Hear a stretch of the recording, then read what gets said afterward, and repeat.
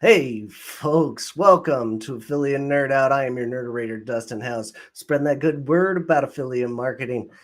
And you'll find me here nerding out Tuesdays and Thursdays around the mid afternoon over here on LinkedIn Live and wherever you find your podcasts. So please consider subscribing. And my guest today, David Hall, joining me from Navigate Digital. Welcome to the Nerdatorium. Maybe the worst intro I've ever done. You hear me, Dave? Thanks, Dustin. Yeah, I totally hear. Yeah, absolutely. I'm the worst, really. Okay. Then things can only go up from here. Congratulations on this monumental occasion. Thanks for joining me here, man. I know you're having a little lag issue going on. We're gonna work through it, but we will be doing live Q&A today. So please drop your questions in the chat and haggle us a little bit. Drop anything you want to know about affiliate marketing or what David and I are talking about today. But without further ado, David, who are you?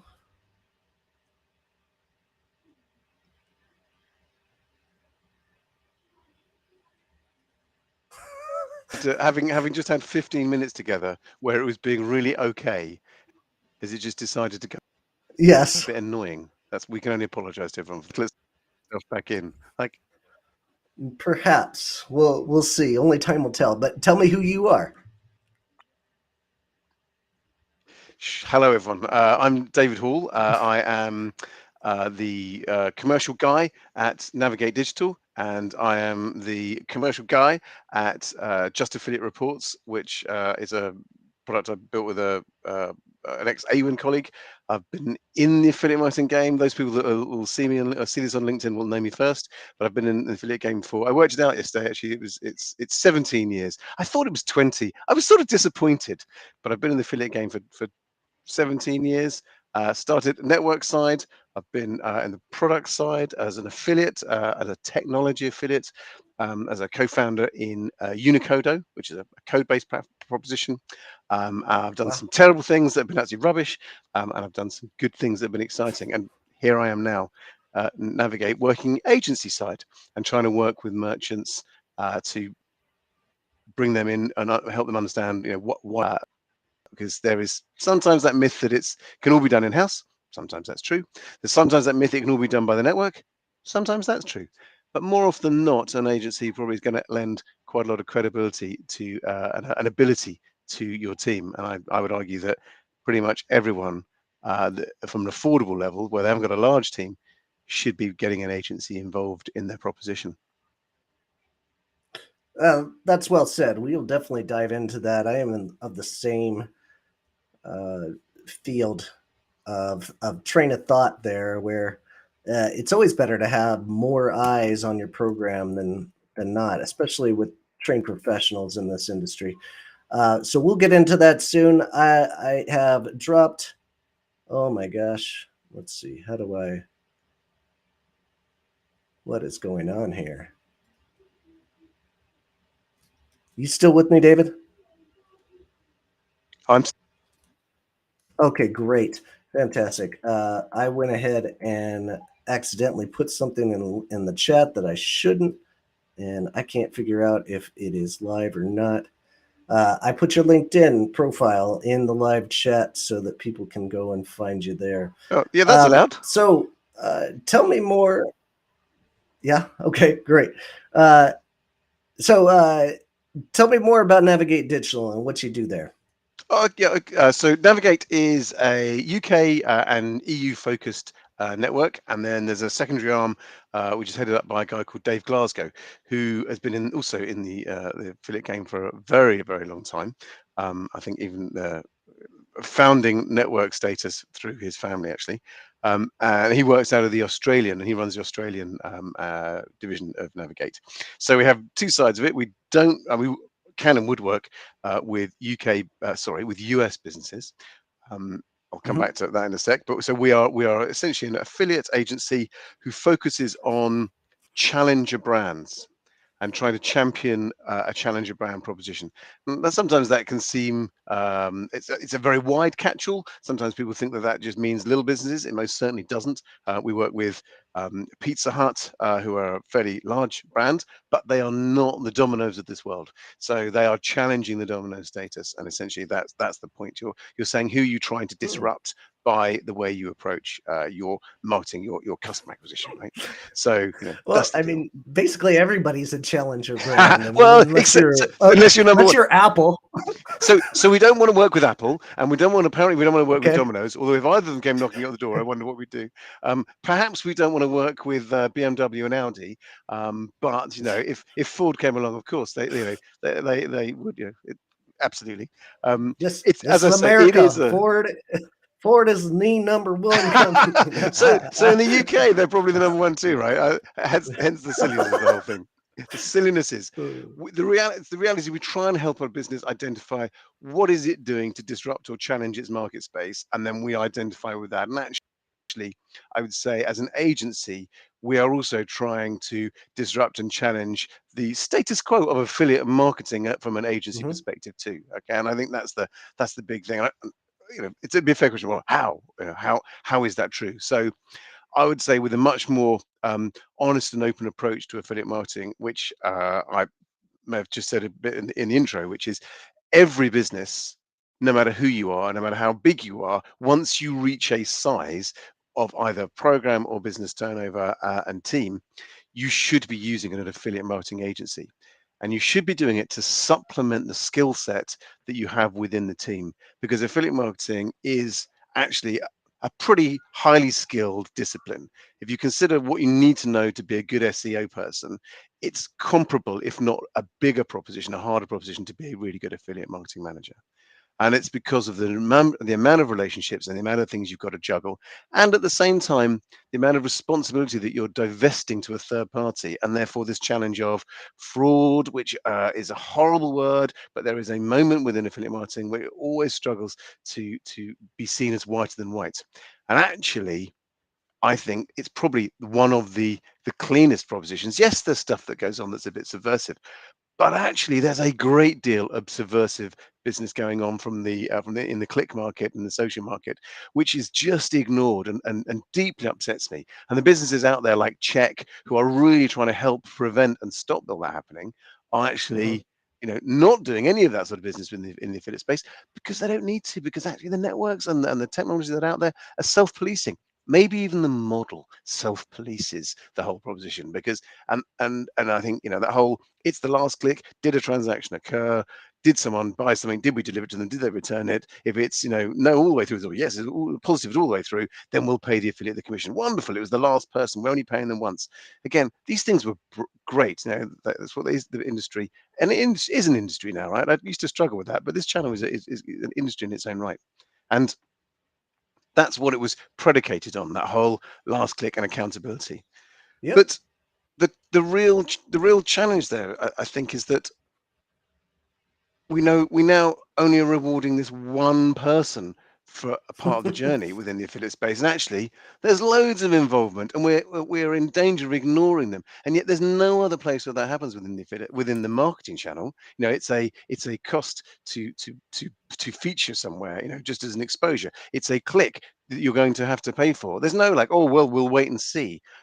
It's only the affiliates who get done over. And actually, that has translated in my mind to a account management team and publisher managers and program managers within businesses who are just not given all and as much credibility as they should, which spins me Okay. right away into an agency will help give that individual credibility and actually help the wider business understand what affiliate marketing is really doing, and Navigate is shining that light on that and actually challenging the status quo of affiliate marketing and trial within any business.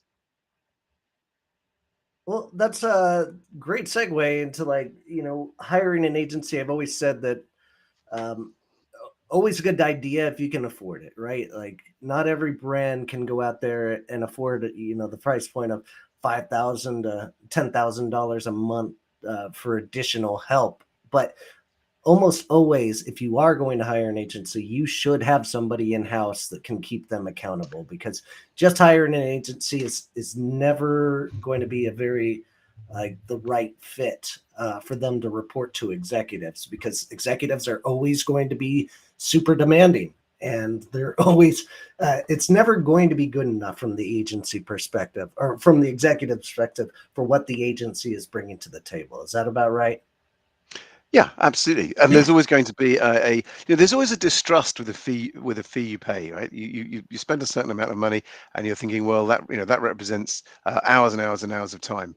And I Hmm. think one of the biggest education pieces is the explaining that £1,000 or $1,000, it doesn't matter, the thousand number, a thousand whatever, in a month represents maybe 7, 8 hours of work. And you're thinking, well, that seems, that seems like, no, well, hang on, maybe 7, 8 hours is not enough. But what, 10? So, 500, for a day's worth of work. You're thinking, yeah, that's quite reasonable. So I'm going to get for my $1,000, I'm going to get 2 days out of the agency. And so it's like, well, where is that value coming from? Well, there is a whole world of expertise and authority with those individuals. These, people who work in agencies have not gone, I've just left university and this is my first job. I mean, I'm going to have 4 or 5 years experience before anything already. So you're getting a minimum of experience. Typically, you then have a team who has years of experience. I mean, just across one pitch I'm doing at the moment, we're representing a small team of across 5 of us, and we're like, there's 60 years of affiliate marketing knowledge across those 5 individuals. It's like that is worth so much. Those relationships are established with people. Those opportunities to Sure. I work on other programs. I see other programs. I see other things that I can do. I can lend that information immediately to the other business I'm working on, where they're just spending, that £1,000, £2,000. It really isn't that much. Then you get up to that level of saying, well, it's 5 or 10. Well, actually, for 5 or 10, that should be a really well serviced program by an agency. And that should, that's a good number of people, 2 to 3 people able to spend a reasonable amount of time across the month on that program. And that's Yeah, thoroughly reasonable. But it brings for you back sure. to your point of there's a distrust, right? There's a moment that says, well, hang on, actually, I could probably spend that and have someone in-house. What's that? 120,000 a year. So that's maybe two, possibly even 3 bodies in our Hmm. in our business. And you're thinking, it is. And that's the point when you have to say, you should not in isolation work with an agency. You should not isolate yourself away from an agency. It's not one or t'other. It absolutely should be both. Yeah. And if Yeah. you're a really small business and you're just starting, then you should take some time and say, well, I'm going to do a portion of my time on affiliate programming, the affiliate program management, and I'm going to have some resource help. And as I grow that, basically what I should be doing is I should be scaling to the agency to the point where I'm spending more with the agency. And then I go, oh, I'm spending enough with you to now bring some resource in-house. I'm going to spend less with you when it's in-house, but you're going to train that person up. And so I've now got an instant and a bit of my time, and the agency, and then I scale it up with the agency doing more over time, and then I go, oh, I'm spending enough with you to then be doing another person in house. And this is the mistake that I think agencies often make, and businesses demand how much is it going to cost me to work with you this month? And you're like, oh well, 5, 10,000, a month. That's what it's going to be. But actually, it should be more of an elastic model than that, which is how much can you commit to it? How much do you need us to do for now? And what might that look like over Hmm. over 12 months? And every month we assess it with you. This is the fee this month, and this is the fee next. Sometimes that can be done via the adding a percentage of the cost of sale, much like the networks do from an override or a cost of sale perspective. My main anxiety with that is sometimes that just gets so expensive that the agency is rubbing its hands together, saying, "Hey, we've just earned 20,000, an extra 30,000 off of this account because it's performing so well." But Hmm. there's alarm bells going off at the client end, going, "We just spent an extra 30,000 or paid them this, and we haven't got any more for our money." And so, Hmm. this is challenging the status quo of it. It should be a symbiotic relationship about resource allocation and paying for that resource, and understanding that that resource is expensive because it has so much experience. Absolutely. And, you know, as I take on clients, I'm actually looking to add in a portion of this to where I essentially become a two-tier affiliate, and I'm recruiting for you, and I want to be paid on the efforts that I bring to the table, and I can lower the monthly cost for you guys as a client so that you feel a little bit better with that. And I think that model has resonated pretty deeply throughout the industry in the last coming years. I think the old model was strictly fees. We're paying people by the hour, so we have to take a flat fee and make this profitable for us as a company. But they're taking on a little bit more of the responsibility when they add in some kind of commission level to the affiliates that they're bringing in. So now with that, for those people that are out there like looking to hire an agency, let's talk about some of the questions that they should be asking agency owners and like the sales reps at an agency. What do you think those questions should be when you're talking to an agency?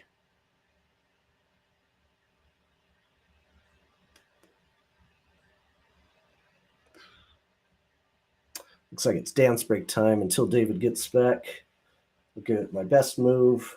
I hope he unfreezes. A lot of connectivity problems today. Sorry about this, folks. Not making great pod. Let's see. What else can we talk about? All right, maybe I'll answer my own questions. What are the questions you should be asking an agency? Um, what kind of commitment are we looking at? Is this a 6-month, 12-month engagement? Agencies are a lot of the time are going to ask for at least 6 months to be engaged because it's going to take some time to ramp up the program from the affiliates that you're recruiting. The ones you recruit today might not be sales active for the next 3 months. So you have to put that in place and not expect a lot from the first 3 months here. All right. I think David is back in. That went weird. We Yes. got, Sorry, I lost you. all right. All right. All right, where did you lose me? Did I get to the question of what should you be asking an agency?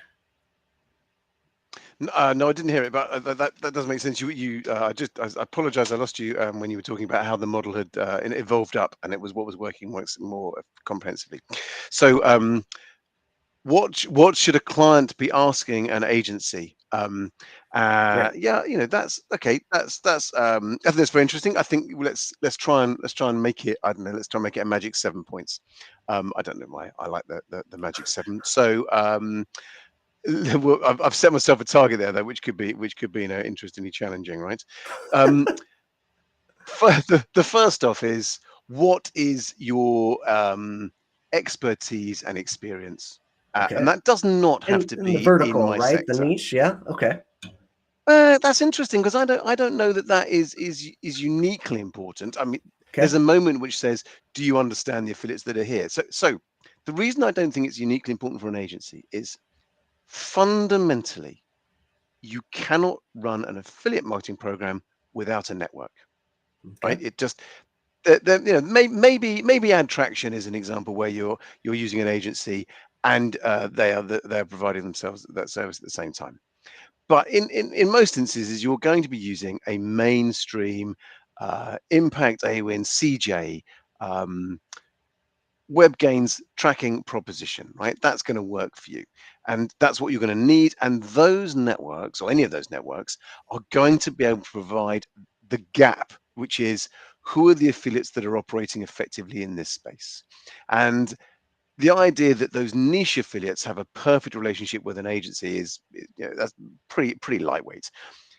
You're going to know some of them. So actually, do you have decent experience and understanding of affiliate marketing practices and techniques? Can you deploy programs properly? Can you migrate something? Can you launch something effectively? Do you have relationships with the affiliates which allow you to understand what the best deals are that are out there rather than just standard exposure? Can you speak to them and have your lesser known proposition taken seriously because you as an agency are known, you as an individual have that ship with the wider affiliate marketing space? Because if you have all of those things, then absolutely, that agency is going to lend credibility to your program, whoever you are. You're taking your program seriously, whether you're Pizza Hut, whether you're the Craft Gin Club, or whether you are some mamas and papas trumpet socks retailer. If you with an agency with credibility, then you will gain credibility as a halo effect, right? So that's it. Comprehensive expertise and extensive experience. Can you run my program, right? And then that lends really nicely, I think, into number two, which is, well, tell me about the breadth of your network and how do you reach them and how do you engage them and what do you do with them? So, do you run events? Do people come to your events? Do you something I'll talk about, I'm sure later, but do you we run I've launched a podcast to engage with people and get them talking about affiliate marketing techniques. How do you share expertise? Do you keep it all to yourself? Because if you do, that's like probably going to be how it's going to work in the long term, and that's not going to help everyone else. And Mm, actually, if you go out and give, you'll find that a lot more comes back. So how do how have you got that broad network? Then I would be talking about that utilization of time and resources, which is actually, what do you have as a business? I won't go into this so much. Again, we just talked about it a moment ago, right? But what do you have available? What do you need? How is that going to evolve over time? And how is that going to stretch the agency? And then how is that going to stretch you? And how, because at one point you're going to be doing some of the heavy lifting, and some point they are. And actually, what do you want to do to grow that? Or do you just want it all on the agency? I mean, how do you want that to work, right? mhm. Because I genuinely believe that you should be considering that someone at some point is going to need an extra body, and it's, do you put it into your business and learn and gain all that expertise inside your company, or do you use the agency? Or has someone just left you? Has someone resigning? At which point you've got a 3-month window, or maybe even a 4-week window when they're leaving. At which point you should be saying to the agency, "I'm going to need to boost you up a bit because I'm going to need more help." I've not seen that happen, and yet I've seen lots of people leave businesses and not ask their agency immediately for help, and be prepared to pay for it. Right? And actually, that's not realistic. Right? They should Mm. genuinely be like, actually, I'm going to ask you to, take a heavier side of this old cart. So while you're doing that, I'm going to need you to pay. And you've got people, right? That's what agencies have. So Yeah. again, that's the, who's got the resource there. Um, All right. then I guess Well, start looking. tying on to that, like Sorry. I think one of those big questions that you have to is like, how many hours and what kind of team is going to be dedicated to our program? And that's an important question because there are some agencies that I won't name that are super irresponsible. They might put 40 clients on a portfolio and just uh, they go and use their existing contacts, but they're not consistently going out there and finding affiliates that are going to matter for that program in particular. So Yeah. I think it's super important to ask who's going to be in charge of overall strategy. First of all, like there should be some kind of director that is making up the strategy, and then am I going to have a point of contact that's an affiliate manager that's going to be ready and willing to go out and find the affiliates that are going to make a difference for us. So Yeah. asking that question could be super important. Do you agree? Yeah, no, I entirely agree. And actually, I think you highlight what I really worries me. And I think there's starting to be a shift. Actually, I think Impact created it really to start off with by saying we're a SaaS proposition, and that's it, right? You use the technology, and if you do it in house, great. If you use an agency, then okay, great, doesn't matter. But we're not doing it for you. And Mhm. actually, and while they have some support, reality they very much stand off of that, and they say, look, you need to do this. And they gained a great deal of traction with that. And at first it seemed, again, I'm often very naive in my interpretation of what's going on. And I thought, well, it's just a USP. But actually, perspective tells made me think about it very differently. I feel that the major networks, we don't need to name them here, but the main networks, right? They have Mhm. account management services, and actually, they were definitely guilty of overloading teams with way, way, way too many accounts, and just relying on the Sure. fact that the business wasn't that bothered about spending any more Right. through a third party, but did want and was very happy. And actually, the network was making decent money and decent revenues on an Yeah. override perspective. And so they're like going, well, it's worth nurturing this baby, or powdering its damp bum, as opposed to actually trying to teach it, to stand up and walk for itself. Which is, Yeah. I think that is a responsibility of the I agency. mean that the networks are a conflict of interest anyway. Like the more affiliates that they can jam into your program, the more revenue they're going to get from the sales that come through. So they have no hardships about like filling coupon sites and loyalty sites, and that's the kind of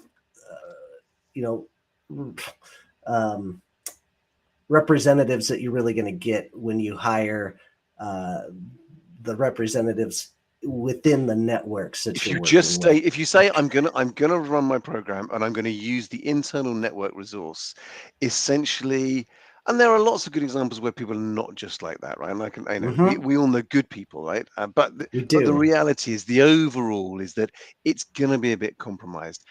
Sometimes that's a fee that you just don't want to pay, right? But the Hmm. reality is, if you're not investing it in that way, and I think this brings us all back to the broad network at your disposal, the comprehensive expertise stuff, is an agency says, I'm a business and I'm taking my affiliate program seriously. And an agency should actually take that responsibility on and say, yeah, this business isn't just paying me because they want out of the kindness of goodness of their own heart. They want to be seen as being a leader themselves in the affiliate marketing and be seen to be taking it seriously. So I have to represent that for them properly, and I have to do more than just work their program well. I have to work the industry properly as an agency, and so Okay. that's part of that. Like, what are you doing? How are you making this work? And then that's does that lead into this? I don't know.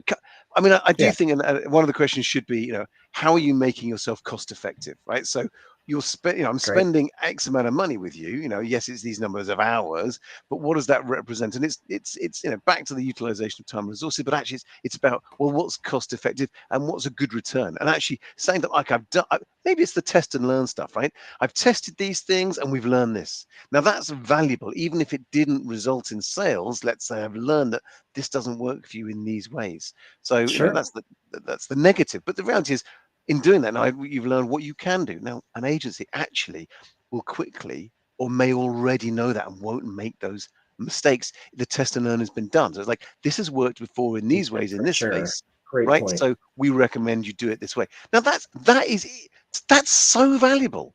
And you don't have that internally, and that's really, really important. So how are you demonstrating that cost effective and return? So that's good. Then There has uh been opportunities where I came in as an agency and saw that they did something internally. I'm like, who signed off on that? Like, this was not a good idea. I could have told you not to do that because I learned that lesson 5 years ago. yeah, there you go, right?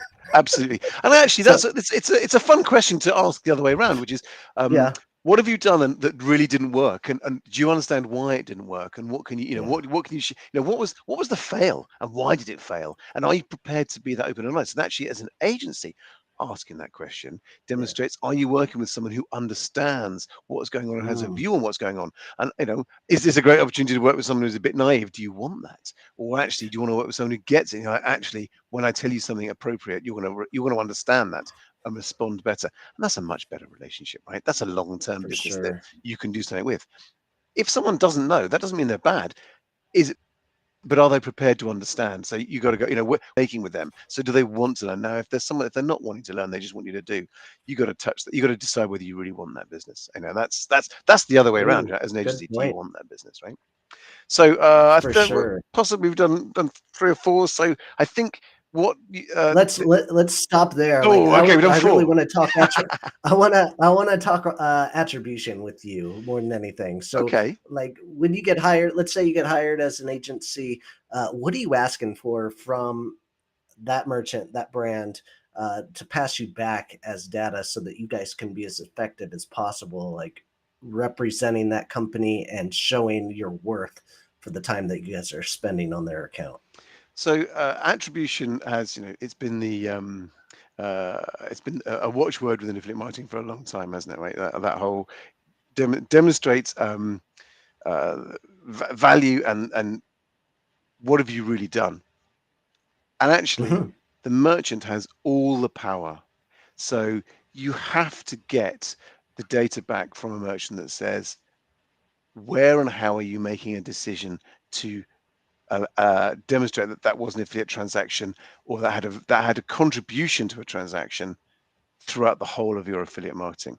So what and how much is a merchant prepared to expose? Essentially, that is what they're doing to you as an agency. And I do think this is a huge value.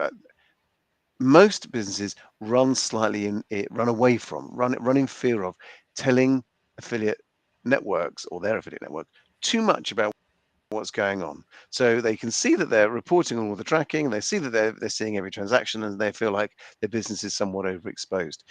Now, actually, that's they don't see everything, and that's not realistic. But they see enough. But you must share that with your agency or your agency group.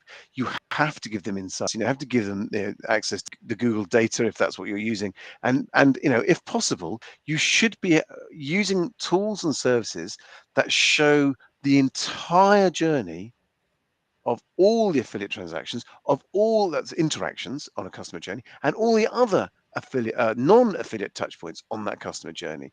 And that insight will change the way, revolutionize the way you do affiliate marketing. Not the campaigns you run, but the rewards you give. Because attribution, and then you're starting to talk about actually what are you prepared to attribute from up and down the funnel. Are you prepared to reward what is influencer marketing, which everyone goes, TikTok and social, and that's not really what I mean by this, although of course it has finally got itself in much more heavily involved in affiliate marketing now, and actually helping I think to change things. But that influence on the sale, and that's different to the influencer, but it's people, listicles being the obvious one. Data, as people who write about, Colin Carter, who I see a lot around. I enjoy his company greatly, right? In the UK, he runs Weather to Travel, and that's a really brilliant resource. But actually, people aren't making that decision to go on holiday on a whim. Yes, there are some last minute breaks, but the reality is these are considered purchases. And the more you think about a transaction, with the exception of stuff you buy on Amazon where you go, oh, I just thought about it. I'm on Amazon, I bought it. It might be 15 seconds between idea to purchase. Pretty much everything else has some form of consideration. And the affiliate space is filled with individuals writing and creating useful, in the most part, useful content to help you consider what you're doing. But they are often not the last referrer, where that is that moment that says, what gets you over the line? Is it that on-site message that got you to, resulted in an email that got you to come back? Is it that voucher code that you sent them because they signed up? Is it the voucher code they found somewhere else? Is it the cashback that they went to? Essentially, those upper end strikers. I'll say goal hangers, but that they're not goal hangers. They're strikers. They're the individuals that score the goals. You are undone without them. But you are also undone if you don't have the midfield filling out, and the defense, if you like, but fill up that inside side as to what someone's to buy. So whether I'm talking about the right thing, I don't know who it is in soccer, in football, who's the like all times assist leader, but in basketball it's John Stockton. I say an attribution that you have to be taking care of and paying attention to is the assists. So whether the assists that are going into sales, the goal scorers are absolutely obviously necessary, but the assist man is also interesting attribute to be possibly. I mean, you don't, with the last click model, you don't have to pay them at all, but you do need to improve that relationship. So maybe you can help them become closers down the line, and people will look to close with them instead of others. So I think that it's nice, Dustin, but I think there's a moment there that's slightly wishful thinking, right? Because they're not going to be the closers. I mean, not to the same volume. They essentially, what they're good at is assisting and passing the information in for the user to consider the sale. They're not the people that ultimately. There are moments, of course, you can provide them with things that help and create that to happen. And I do agree, right? But essentially, they're not going to take that new number one spot. They are still going to be essentially brilliant assisters. What I would like to see, and what I really encourage as a forward-thinking program, is someone who's just screaming at the sideline going, who got the assist? Who got on every transaction? And looking at saying, okay, this is my top publisher. They have scored me, this, 19% of all my sales. Great. Of that, give me the breakdown now of the affiliates involved in the assist. So what's that profile? This publisher does this. What's the profile of the assisters within that publisher's transactions? And actually, this is then back to the beginning, which is give me all the data, give me the profile of all the of all the digital marketing that got the assist. And actually Yeah. that starts to really change how you think about digital marketing and conceivably how you think about affiliate marketing. Because what you're very likely to see is because if you're prepared to do it in the affiliate market, you might start to be prepared to do it in the search, the PPC, and the social display, right? So, okay, that's attributed the sale, but who got the assist? How much affiliate business is demonstrating value in those transactions? And that insight changes everything. It makes the affiliate marketing manager, the affiliate program manager, so much more important because actually they can start to say, if I do XYZ, I contribute to you seeing an uplift in social transactions. Now Hmm. that's a change. No one's talking about that, and they absolutely should be.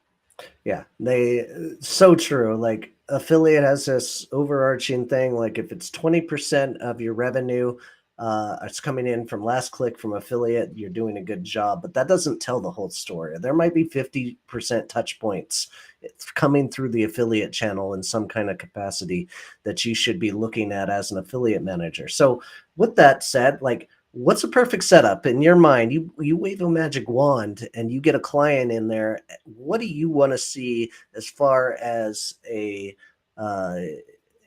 a strategy that shows, hey, all of these affiliates are in this touch point. These are all bucketed into affiliate and the other channels that had touch points as well. But what's your perfect setup look like?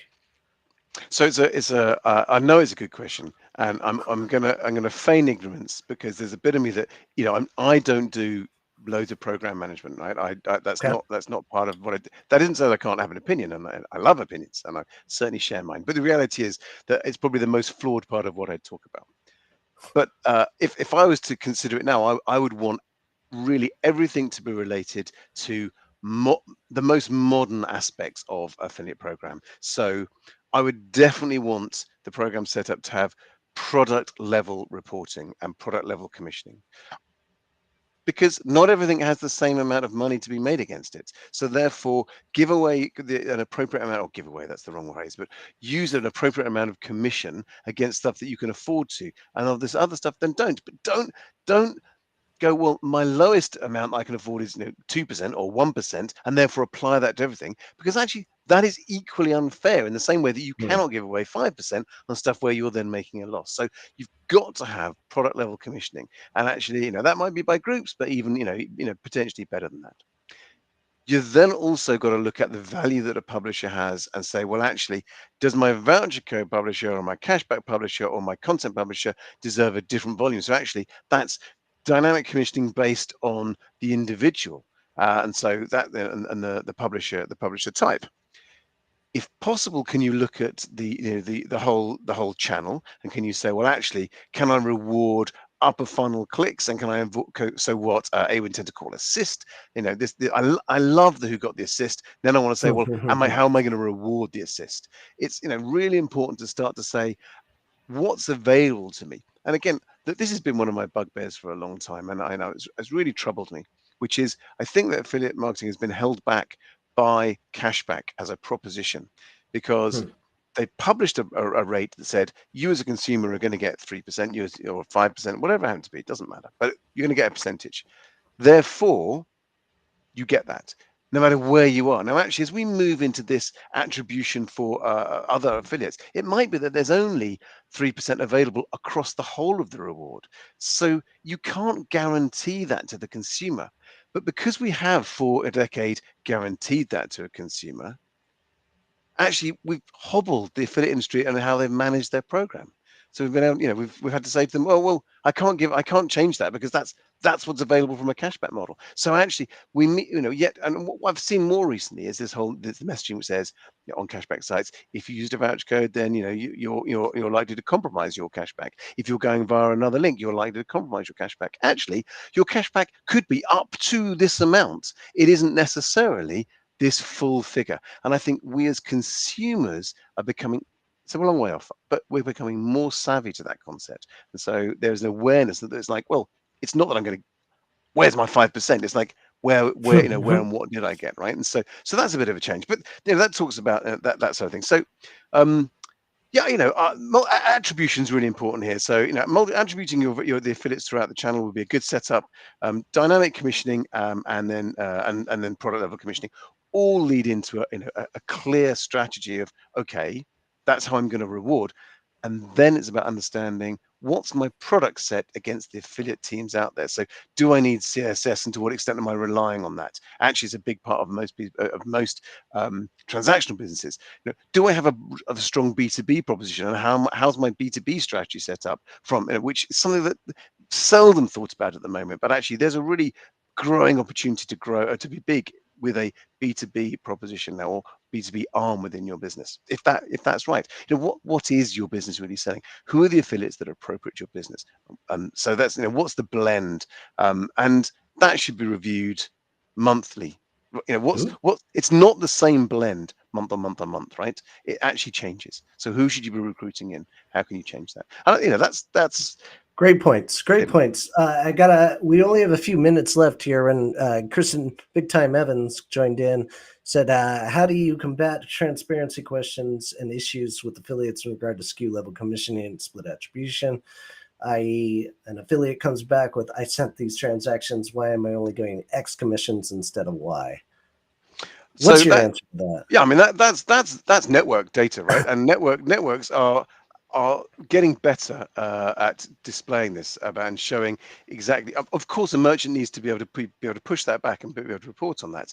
But actually, it's really important that the basket that a consumer's completed can be something that an affiliate can look at and say, well, what's going on here? Why am I gaining or why am I losing? Because actually, they think they're sending consumers around through with X, as you're saying, X and Y in the basket, but B and Z. And so what's wrong here? So actually, you're not helping them, because actually they're not sending them through the right products. You need the affiliate to be saying, this is where you're strongest. Your consumers are buying these products at these rates. So find more of that.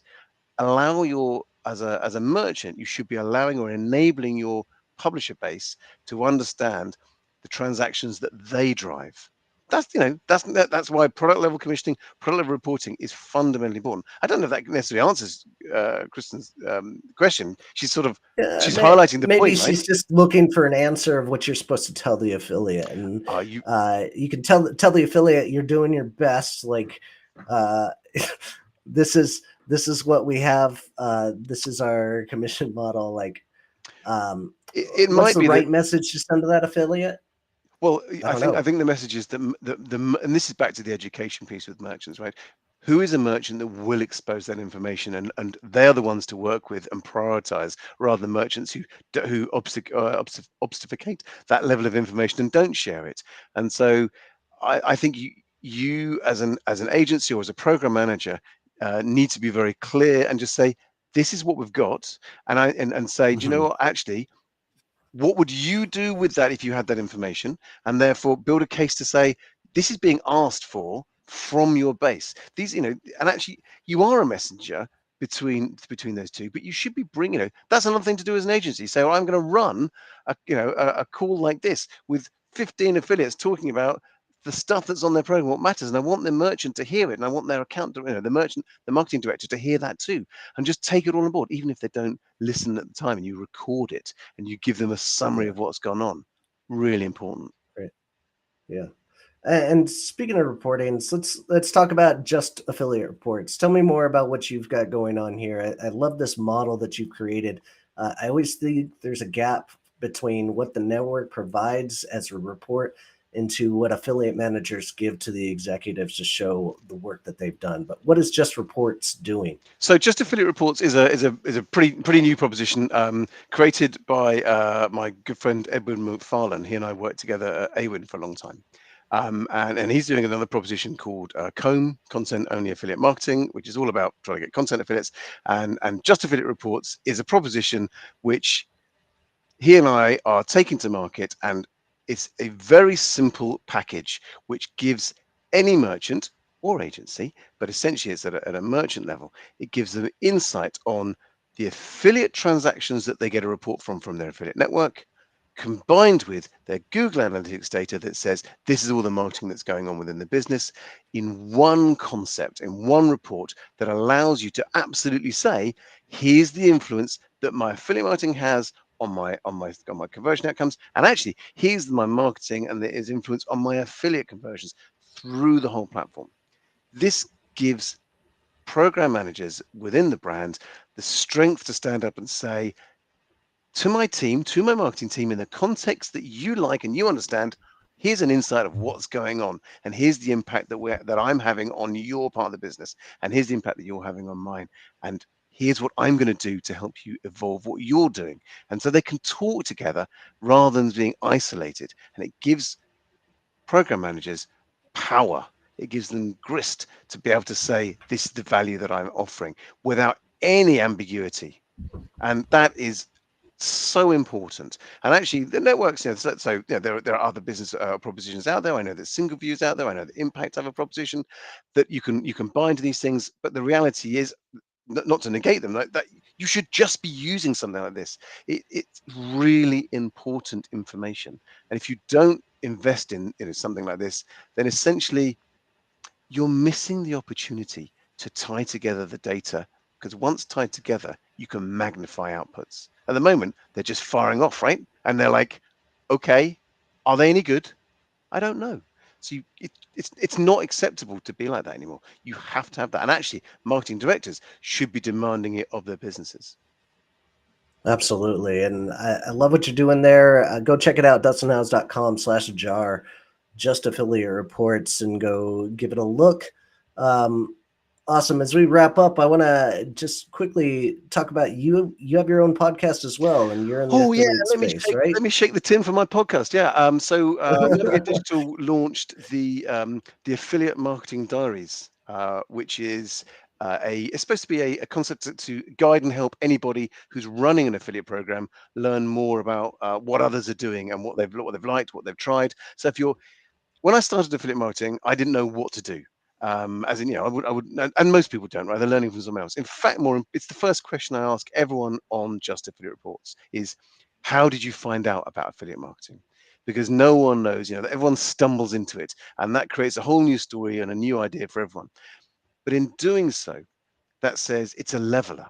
And so we can all say, what can I learn? What was the first thing I tried? What did I make a mistake on? What did I do well? And actually, if I went to an interview and I wanted to know about it and I'd listened to a Just Affiliate Reports episode, I could probably talk more about affiliate marketing than any other candidate out there. Or if I'm running a program and I know what I'm doing, because these are established affiliate marketing professionals, you're like, oh, I could learn something from this. To the point that the very first episode we did, it's pretty new. We've got 2 episodes out there with 1 in the can. So we've got one from a girl called Laura Bennett's at Chewy Clothing, which is part of Sainsbury's, so a pretty decent brand, or very decent in the UK.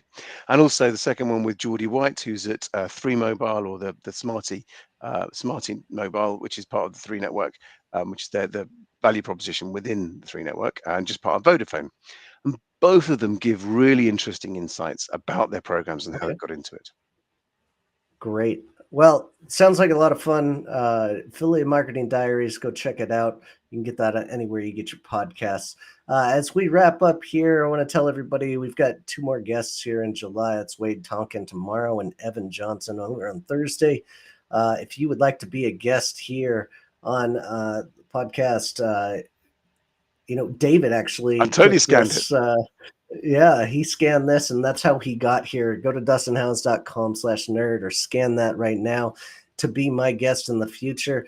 And then lastly, if you want any help with affiliate marketing or just need to get pointed in the right direction, I'm happy to give you 15 minutes.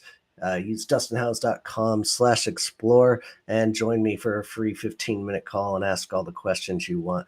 David, really appreciate you being here. Thanks for your time and all the knowledge you dropped today on attribution. Appreciate it. It was my pleasure. Awesome. All right. We'll see you next time, folks. Take care.